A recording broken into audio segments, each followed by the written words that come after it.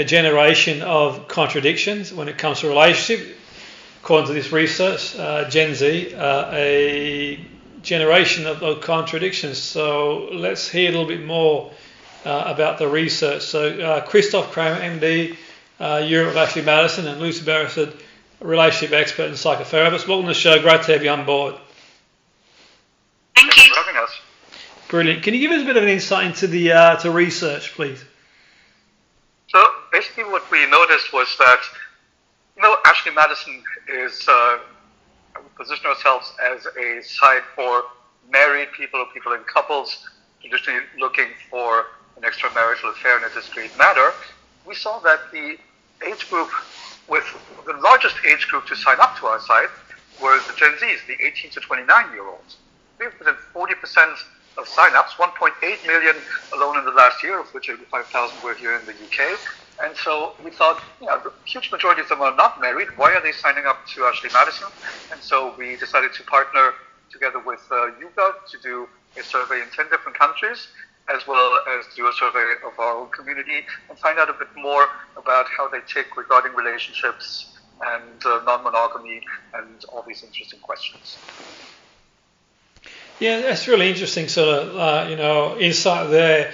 I mean, I looked at the research and it sort of talked about the percentages in different countries who are sort of considering a non-monogamous relationship. Is there sort of any sort of thoughts on that? Why, from what I can see, Brazilian and Mexicans, according to the research, 62 and 59%, in the USA 57, Canada 48, and Australia 38, so with Britain sort of 26. I mean, is there sort of thoughts around that in terms of, like, from a global perspective, why certain countries might be more open to non-monogamy?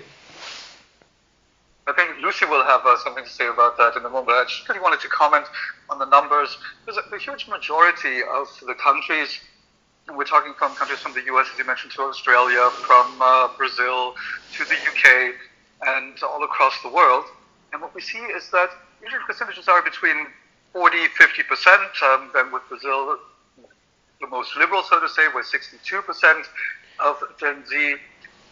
The Gen Z population is willing to consider and can conceive having a non-monogamous relationship. And on the other hand, the UK, where 1 in 4 Gen Z Brits say that they are disposed to consider this. But in the end, we're talking here not about a global phenomenon and a mass phenomenon. It's not some kind of niche fringe community, but even if you take the 1 in 4 in the UK, I mean, that's a lot of people. So here we are, I think, ahead of or at the beginning of a second sexual revolution, and I think it's very exciting. Yeah, and I think actually just to pick up on what Christoph was saying there, that actually, I mean, you asked about countries like Brazil, and I think traditionally Brazil, it's the land of the carnival, it's the land of disinhibition, that actually it's not surprising that they, and maybe a country like Mexico, again, very flamboyant, very colourful, that they have a generation that are saying to themselves, yeah, we're going to be curious and we're going to experiment. But as Christoph said, there's still 1 in 4 of the Brits who are doing it.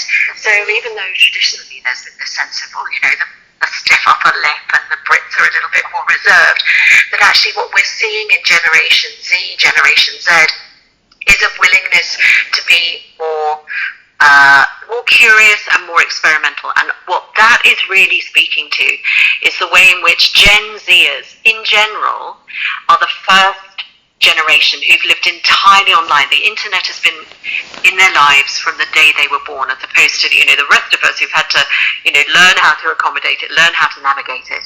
And therefore, wherever the Gen Zers are in the world, it doesn't matter whether it's Switzerland or Canada or Australia or in the UK, that actually a large cohort of people are saying, we want to do things differently, we want to make the internet and social media work for us in terms of our relationships, and also we're going to learn from other people in other countries. We're very imitative creatures, human beings. We learn about the world, we learn about ourselves by copying other people.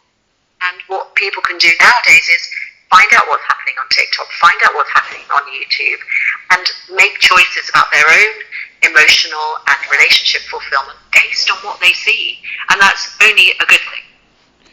Yeah, no, I mean, like everyone sort of, it's one of them sort of things. I suppose it's the world is changing, and like you said before, the internet's certainly been a big part of whether people have thought about this before or whether it's a question of the sort of internet or a bit of both, has opened people sort of opportunities to sort of look for non-monogamy. But another really interesting concept as well in the research, the female members are 3 times more likely than male members to have been non-monogamous. From what I can see, it's 18% to 5%. I suppose it kind of suggests that women have been maybe embracing it for longer. But do you think it could also be like in terms of, maybe, I mean, you're the expert in this, Lucy, you might be able to sort of correct me if I'm wrong, but is it not down to maybe women have the opportunity where men probably don't have as much of an opportunity to be non-monogamous?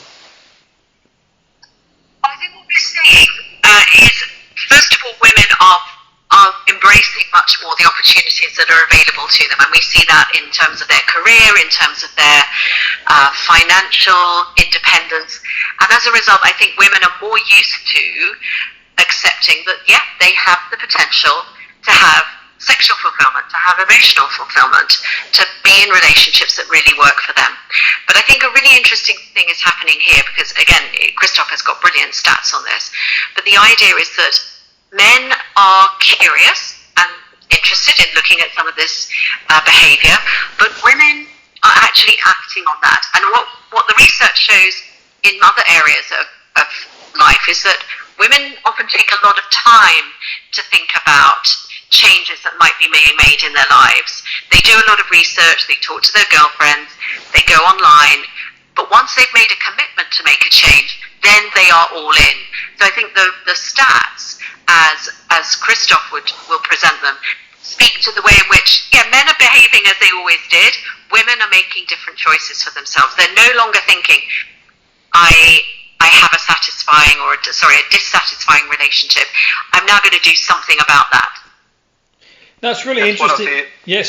Christoph, It's some of the key findings that I found the most interesting and corroborate actually previous surveys that we've done as well, where we found that on 2 occasions now already in a short time, where we asked our community on their relationship status and they are in a non-monogamous or open relationship, and on 2 occasions already previous to this current study, women have said 1 in 4 of our female users say that they are in open relationships, compared to only 13% of the men. So twice as many women.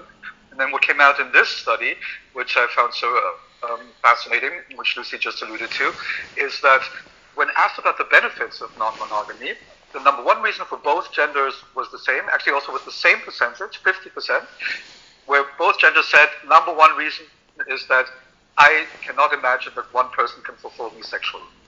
But then there are not contradictions, but rather differences, very fundamental differences between the genders as to the number 2 and number 3 reasons. So for women, the number 2 reason is that they say they also cannot imagine that one person alone can satisfy them emotionally. And the number 3 reason that they cannot conceive being happy and monogamous at the same time. Whereas for men, so it seems that women, as Lucy mentioned, that once women have chosen the non-monogamous lifestyle, they're all in and there's no way back.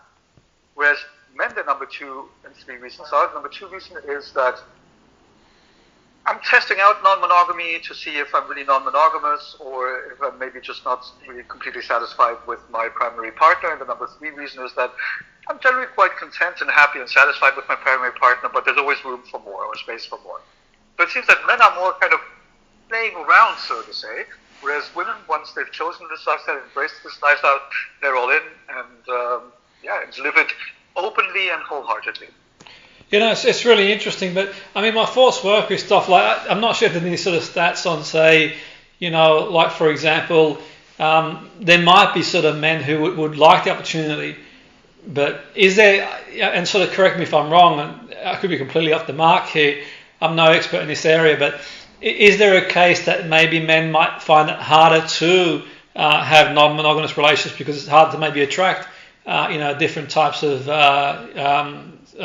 different women really to fulfill, or if it could be different men really, depending on the sexuality. But from a perspective of, say, are there more options for women to actually be non-monogamous than there are for men, do you think? Or is that something that sort of is completely outside the research and maybe has no, if there's any sort of mileage in that sort of research? I mean, what are the options for men compared to women to be non-monogamous? So we didn't specifically ask this question in the survey. However, in the end, I mean, you always need two people in any case, no? Whether it is to have an affair Absolutely, or to be non-monogamous. At the very least, two people. Non-monogamous, maybe even more. And so I don't think there's less opportunities, and especially, and even less so. I mean, in the past, let's say, or referring to the past, and I think even less so in reference to Gen Z, because in terms of, we're seeing in terms of their relationships, in terms of their identity, their sexual orientation, their attraction, they are a generation that is much more fluid than any other generation before. And so, if anything, I think there's just as many options for men as for women. That's interesting. I mean, sort of finally, my guess is to sort of wrap it up, really. Like Gen Z, where does it leave the other generations in terms of, my guess is other generations also, would sort of consider non-monogamy, but I don't know if there's sort of been research done for other sort of generations, but as a general rule, Gen Z obviously been influenced by a lot of other variables like, the internet and other things really, and maybe things have changed in society. But like the other generations too, where do we sort of, what's the take on them? Are they sort of open-minded to maybe looking? It's to refer you back to an answer I gave in a slightly different context before, which is to say that we are very competitive creatures and we copy other people, whether we realise that that's what we're doing or not. And I think what you're going to see is, because we're all living that much longer, and frankly, Gen Zers are going to be living maybe into 120, but their parents who are similarly living much more active lives in their 50s, 60s and 70s, maybe even 40s, 50s, 60s and 70s, who might be getting divorced, or who very sadly might be bereaved, or who are similarly in a marriage that is no longer fulfilling, they may be very well looking at the Gen Zers and thinking, you know what? It's working for them. My kids are happier. The people I meet in the workplace who are younger than me speak so much more favourably about their relationship experiences. And what I imagine is going to start happening is we're going to see older generations actually starting to be more curious, more experimental, as a result of the success that they see from the Gen Zers. Absolutely, and the stat that I mentioned regarding that one in four of our female members already say that they are in an open relationship. That's of all ages, that's not specifically to Gen Z. So we've really noticed that over the last 4 or 5 years, it started pre-pandemic, but I think the pandemic has probably accelerated it, because a lot of people have taken stock of their relationships and their personal lives, and what they want, what they need to be fulfilled, satisfied both emotionally and sexually. And I hear it also from the psychologists with whom we collaborate, that there's more and more patients also of older generations and couples coming to talk to therapists, to experts about which steps to follow in order to open a relationship, open a marriage even. And we're definitely seeing it in our community as well. Yeah, no, it's interesting. It's an interesting area, no doubt, for sure, for a lot of people. And in terms of anyone sort of listening in who wants to know more about the research and maybe a little bit more about sort of what Ashley Madison can you signpost them anywhere in terms of to have a look for themselves? All you have to do is come to ashleymadison.com and then you'll find more information there. Brilliant. Thanks for your time. It's been really interesting, and wish you a great day. Thank you. Thank you for having us. Thank you.